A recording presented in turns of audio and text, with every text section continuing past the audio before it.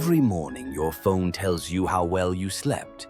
You check your heart rate, your screen time, your water intake. You've got an app for journaling, one for breathing, one that reminds you to touch grass. You're tracking habits now. Optimizing, refining, becoming the kind of person who sticks to things. It feels like progress, and maybe it is. But one day, just before bed, as your mindfulness reminder nudges you to reflect on the day, you pause. You've checked all the boxes. No caffeine after 3 p.m., no doom scrolling, 10,000 steps, but something feels off. Not wrong exactly, just hollow. You realize you've built routines, but have you become a better person? You respond quickly to emails. You say thank you on autopilot. You meditate to clear your head. But if someone asked you, are you honest? Are you just? Are you good? Could you answer? You start to wonder, is virtue just another behavior to optimize? Can you turn it into a checklist, a measurable streak? That's when a strange, quiet voice from thousands of years ago drifts in. Can you tell me, Menno, whether virtue is something that can be taught? Or does it come by practice? Or is it neither teaching nor practice, but something men possess by nature? It's Socrates, of course, asking not because he knows the answer, but because he's not sure anyone does. And just like that, your streak breaks, not because you missed a habit, but because you stumbled into a question. What if the most important part of becoming better isn't repetition, but reflection? And what if you've been training discipline, when what you really needed was wisdom? The question seems simple enough, almost innocent. Can you tell me, Menno, whether virtue is something that can be taught? Or does it come by practice? Or is it neither teaching nor practice, but something men possess by nature? But Socrates never asked simple questions for the sake of simplicity. He asked them to gently, sometimes not so gently, unravel the certainty people carried like armor. Menno, a confident young nobleman, thought he had it figured out. He spoke of virtue the way many of us talk about success today, as something you could define, teach, transfer. A curriculum, a skill set, a list. Socrates smiled, then asked him to define virtue. Not just list examples, real definition. Menno stumbled. He said courage, temperance, justice. But Socrates pointed out, those are forms of virtue, not virtue itself. It's like pointing to apples and bananas when someone asks you to define fruit. Menno tried again. Socrates asked again, and soon something broke, not in Menno, but around him. The illusion that we understand the moral concepts we use every day, that we know what good means, that we know what we're trying to become when we say we want to be better. The brilliance of Socrates wasn't that he had the answer to what virtue is. It's that he refused to pretend it was obvious. And in doing so, he made the question feel alive again. What is virtue? Is it something we're born with? Can it be taught? Can it be practiced like push-ups or piano scales? And if we don't know the answer to that, why are we so sure we're getting better at anything at all? The truth is, most of us are Menno. We carry the words honesty, kindness, courage. But when pressed to define them, really define them, outside of social approval or second-hand ideas, we go quiet. Socrates didn't shame Menno for that silence. He honored it, because for him, not knowing was sacred ground, the beginning of all real learning. So when he asked Menno whether virtue could be taught or practiced or inherited, he wasn't just making a point. He was opening a door, not into the mechanics of behavior, but into the mystery of becoming. We grow up thinking virtue just happens. We're told to be good, to be kind, to be fair. We hear these words so early and so often that they start to sound like instincts, like breathing or blinking. Something you either have or you don't. But somewhere along the way, life complicates the script. You see someone praised for honesty when they only told the truth because it served them. You see someone gentle get overlooked, someone ambitious rewarded for cruelty. You start to realize virtue isn't obvious. It doesn't always look like what you thought. So you try to study it. You read, you listen to podcasts, you follow people who seem wise. You begin to believe that maybe, just maybe, if you learn enough, you'll become better, kinder, braver, more principled. And yet, knowledge doesn't always translate. You know that gossip is cheap, but you still participate. You know that patience matters, but you still snap. You know the quote by heart, "Be the change you wish to see in the world," but you can't seem to be it. Then you try something else. Practice. Habit. You start small, hold the door open, put your phone down during conversation, volunteer, breathe before reacting. It works, sort of. Until you realize you're being kind when someone's watching. You're being honest when it costs you nothing. You're being generous, but still expecting a like, a nod, a thank you. That's when the question returns. What are you really practicing? Is it virtue or performance? And more importantly, if you're doing the right thing for the wrong reason, is it still the right thing? That's what Socrates wanted us to ask. Not how to behave, but how to be. Not how to appear virtuous, but how to become someone for whom virtue is second nature. Not because it was taught or drilled in or tracked on a habit app, but because it was understood, owned, lived from the inside out. So no, virtue doesn't arrive by default, but neither is it a badge you earn by checking boxes. It begins, Socrates would say, in the quietest of places, where knowledge ends and self-inquiry begins. We live in the age of hacks, life hacks, productivity hacks, sleep hacks, tiny tweaks to make things just a bit better, faster, more efficient. So naturally we wonder, can we hack virtue too? Can we rewire ourselves to be more ethical, to be more honest, more brave, more fair, by design? We try. We read about willpower. We build morning routines. We write gratitude lists, track micro-behaviors, watch TED Talks on empathy and character. We turn virtue into optimization, and for a while it feels like it works. But then something happens.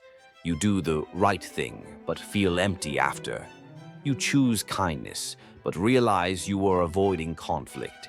You act generous, but deep down you wanted recognition, and you're left wondering, if you can train yourself to look virtuous, but your heart isn't in it, what have you really changed?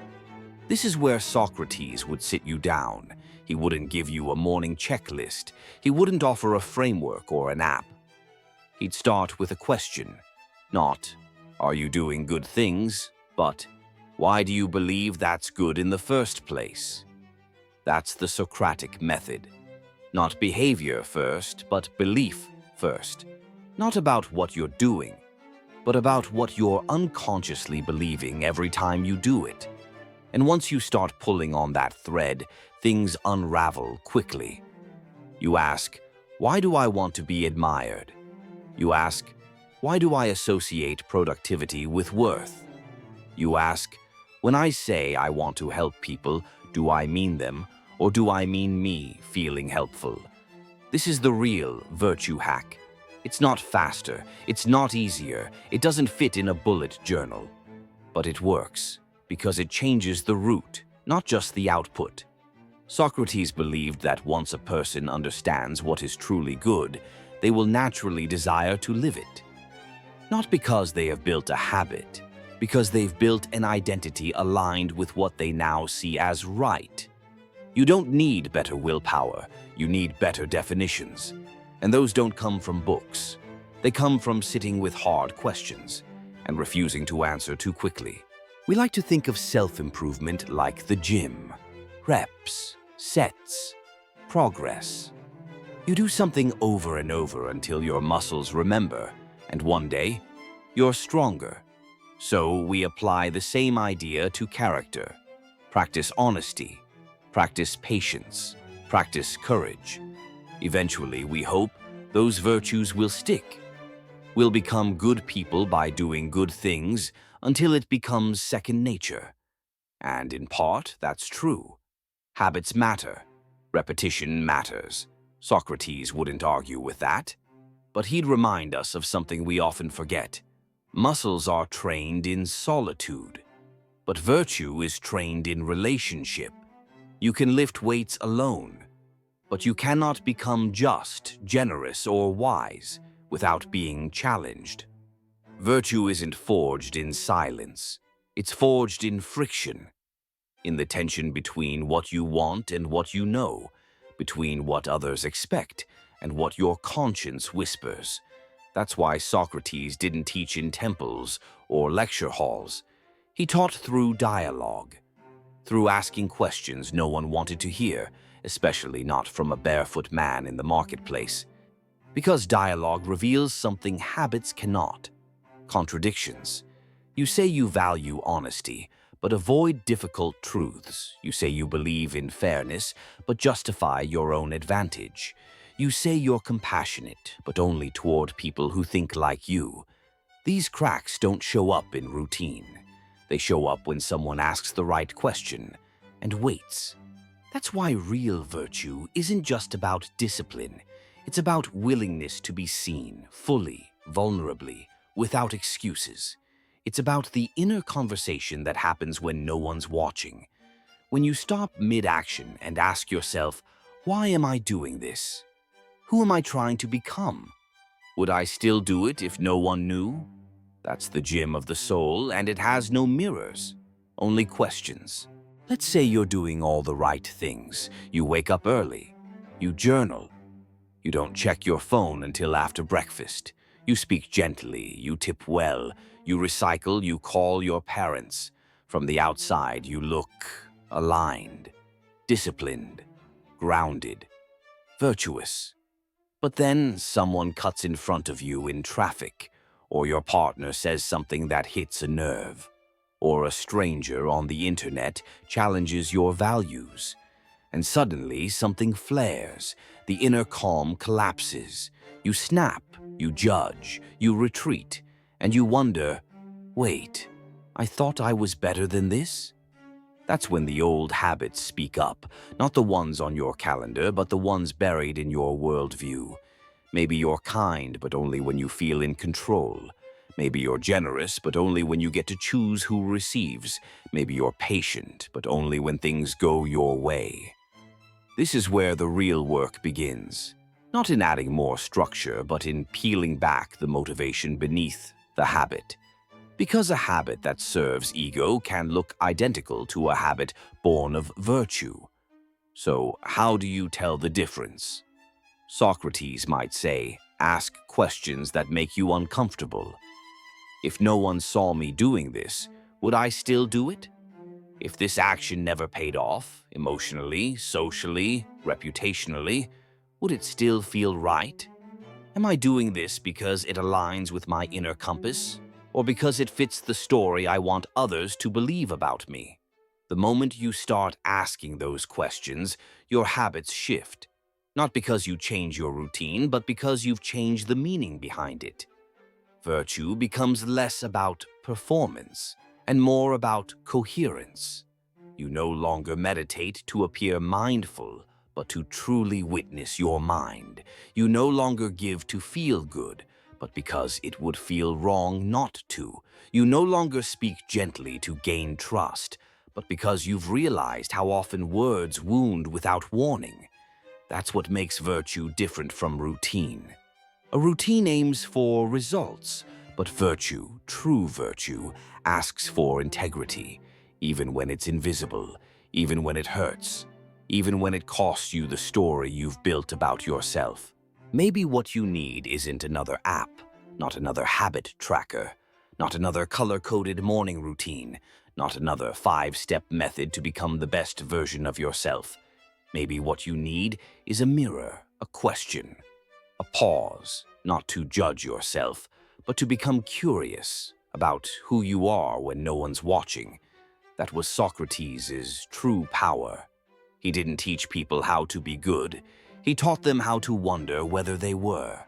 And in doing so, he gave them something more valuable than answers. He gave them the courage to start looking.